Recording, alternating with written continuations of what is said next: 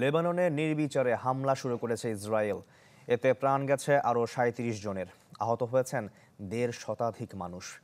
এ নিয়ে প্রাণহানি দাঁড়িয়েছে প্রায় ২,০০০। গেল রাতে ভয়াবহ বিস্ফোরণ হয় বৈরুতের একটি ভবনে। দক্ষিণ লেবাননের অন্তত ২০টি শহর থেকে সরে যেতে বলা হয়েছে বাসিন্দাদেরকে। সীমান্তে আরও ১০০ সামরিক যান জড়ো করেছে ইসরায়েল। দক্ষিণ লেবাননের একটি গ্রামে হেজবুল্লাহর বোমা বিস্ফোরণে অন্তত ১৭ ইসরায়েলি সেনা নিহত হয়েছে, এমন দাবি করেছে সশস্ত্র গোষ্ঠীটি। মধ্যপ্রাচ্যে ফ্লাইট বাতিল ও সীমিত করেছে British Airways, Dubai Emirates, air India সহ বেশ কিছু বিমান সংস্থা। লেবানন থেকে নিজ দেশের নাগরিকদের সরিয়ে নেওয়া শুরু করেছে রাশিয়া, ফ্রান্স, কলম্বিয়া ও গ্রিস।